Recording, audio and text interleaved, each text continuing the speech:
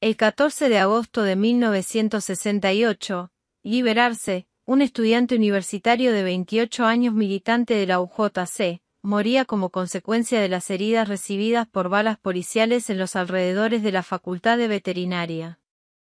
En la madrugada del día 9 de agosto son allanados el edificio central de la Universidad de la República, las facultades de Agronomía, Arquitectura, Medicina y la Escuela de Bellas Artes, sin orden judicial, en busca de datos que permitieran encontrar al secuestrado Pereira Reverbel.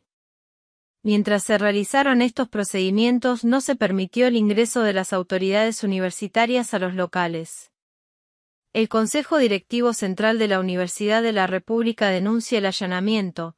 Al mismo tiempo se suceden varios enfrentamientos callejeros entre la policía y los estudiantes en los alrededores de los locales allanados, que dejan un saldo de 5 estudiantes heridos, uno de ellos en estado de coma. Ese mismo día el Poder Ejecutivo solicita a la Cámara de Senadores la venia para destituir a los miembros del Consejo Central de la Universidad de la República y se establece la censura previa a los comunicados de esta universidad. Este hecho quedará registrado en una carta al semanario Marcha, la cual es publicada por este semanario el día 15 de agosto con el título La Universidad Amordazada. El 10 de agosto, la Asamblea General debate sobre los sucesos en la universidad y al mismo tiempo se lleva a cabo una reunión del claustro universitario que emite una declaración de apoyo al rector y al Consejo Directivo Central. Se nombra una comisión de 3 juristas para estudiar los casos de docentes que ocupan cargos en el Poder Ejecutivo. La jornada universitaria se cierra con una conferencia de prensa del Dr. Maggiolo, rector de la Universidad de la República. El día siguiente estará asignado por la liberación de Dr. Pereira Reverbel, el debate parlamentario y desacuerdos dentro del partido de gobierno sobre la orientación que estaba tomando el Poder Ejecutivo. El presidente Jorge Pacheco Areco, que ocupó ese cargo merced al síncope cardíaco que causó la muerte del general Gestido, había comenzado su gestión, en diciembre de 1967, con un decreto de fecha 12 de diciembre que clausuró el matutino Época y el semanario socialista El Sol, y declaró disueltos e ilegales al Partido Socialista, la Federación Anarquista Uruguaya, el Movimiento Revolucionario Oriental, el Movimiento de Acción Popular Uruguayo y el Movimiento de Izquierda Revolucionaria. En junio del año siguiente, 1968. El Poder Ejecutivo ante la ola de paros, bancos oficiales, empleados públicos, y la violencia callejera, decretó medidas prontas de seguridad, régimen excepcional que sería sin embargo una constante en su accionar. Al amparo de esa disposición constitucional, el gobierno implementó su programa económico, que tendía a beneficiar a las clases dominantes. Ejemplo por demás elocuente será la integración de su gabinete con hombres representativos de la banca, del gran comercio, de la industria y del sector agroexportador, en perjuicio de los asalariados. En previsión de la resistencia que esa política económica generaría, fueron las medidas de seguridad el modo de permitir al gobierno desatar una represión contra el movimiento popular. Fue también entonces que la censura a la prensa y la clausura de diarios empezaron a ser moneda corriente.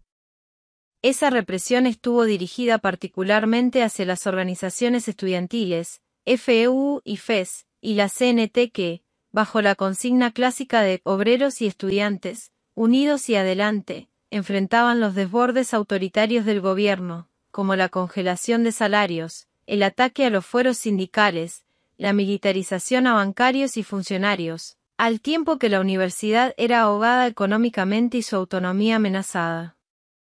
En este contexto la respuesta del gobierno a las manifestaciones de protesta consistía en la presencia policial que reprimirá estas acciones. El 12 de agosto de 1968 será una jornada inmersa en esta lógica. El diario El Día, del 13 de agosto, en su primera sección, realizaba la siguiente crónica de los sucesos del 12 de agosto. A unos 50 metros de la entrada principal de la Facultad de Veterinaria se produjo ayer un grave y lamentable episodio derivado de un enfrentamiento entre un nutrido grupo de estudiantes, probablemente más de un centenar, y 3 funcionarios policiales dependientes de la seccional novena, que trataron de impedir que aquellos realizaran una manifestación relámpago /diagonal. Los 2 agentes permanecieron juntos al vehículo, un Jeep de la novena, y el oficial se adelantó. Su propósito, al parecer, era parlamentar con los estudiantes.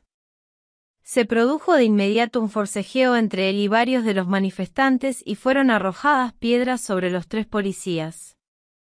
En determinado momento, por efecto de algún puñetazo o una piedra, se vio caer al oficial, quien entonces hizo uso de su revólver de reglamento efectuando 1 o más disparos. Uno de los 2 alcanzó a Liber Alves Risotto, uruguayo, soltero, de 28 años de edad. Al parecer la bala le penetró en el bajo vientre, por la región inguinal. Se produjo seguidamente una tumultuosa escena y el oficial, que no volvió a usar el revólver, por su voluntad o por haber agotado las balas, logró retroceder /diagonal. Alves Risotto, que es estudiante de los cursos superiores, fue transportado al Hospital de Clínicas. Ingresó al bloque quirúrgico a la hora 1:45, y permaneció hasta la hora 17. Su estado es grave, pues la bala en su trayectoria habría afectado la masa intestinal. Otros consignan otra visión sobre el acontecimiento, y no solo lo enmarcan en el contexto de una ofensiva gubernamental contra las fuerzas de cambio, cuya resistencia a las políticas antipopulares crecía en las calles, fábricas y centros educativos. Ese día, un grupo de estudiantes de odontología, enfermería y veterinaria manifestaban desde la casa de estudios ubicada en Alberto Las Places, rumbo a Avenida Rivera. Fue interceptado por un escuadrón de efectivos policiales de choque. En dicho momento, y sin que mediara ninguna actitud agresiva por parte de los manifestantes, las fuerzas represivas comienzan a disparar. Según los testimonios oculares de la época, desde una distancia de no más de 4 metros y abandonando previsibles intenciones intimidatorias, Liberarse fue baleado por la espalda. El estudiante recibió un disparo en una pierna con orificio de salida en la ingle. El balazo, según el dictamen médico conocido pocas horas después, le seccionó la arteria femoral que irriga los miembros inferiores. Algunos de los manifestantes, al ver caer al estudiante en medio de un impresionante charco de sangre, se dirigen hacia él para brindarle auxilio, y aunque la policía les permitió acercarse, encañonaron con revólveres y se les exigió que exhibieran sus documentos, demorando el traslado del estudiante agredido hacia un centro asistencial. Durante los incidentes acaecidos frente a la Facultad de Veterinaria, resultaron heridos también otros 4 estudiantes. Liberarse fue trasladado al Hospital de Clínicas, y al ingresar al mismo su estado era ya crítico.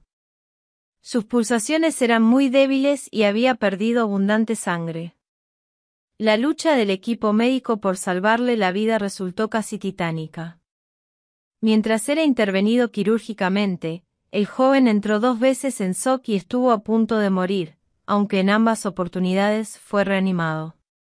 Tras horas de incertidumbre, el equipo médico informó que se había logrado detener la hemorragia y se practicó un injerto con el propósito de reparar la arteria seccionada por el disparo. Sin embargo, todos los esfuerzos resultaron en vano. Liberarse dejó de existir el 14 de agosto, en medio de una intensa congoja colectiva. El legendario grito, obreros y estudiantes unidos y adelante, sufre su más traumático golpe en una jornada de sangre y conmoción. El entierro de Liberarse se convirtió en un plebiscito contra el gobierno. Desde el edificio central de la universidad, donde había sido velado, partió una multitud calculada entre 200 a 300.000 personas que acompañó el cortejo acongojada en aquella tarde en que Uruguay había sido sacudido por el hecho, inédito hasta entonces, de la muerte de un estudiante en la calle. El editorial de Carlos Quijano en el semanario Marcha de ese mismo día no deja espacio para dobles interpretaciones.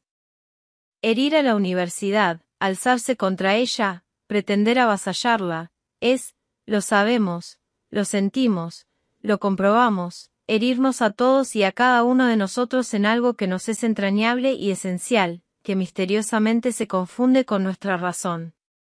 Troquelados, moldeados por la universidad, estamos atados a ella de por vida. Y cuando vemos a los jóvenes que toman el azaroso camino de la lucha desigual contra las fuerzas reaccionarias de siempre para defender a la universidad, a su universidad, a nuestra universidad, los viejos tenemos que sentir tranquilidad y orgullo. Los relevos cumplen con su deber que no ha dejado de ser también el nuestro.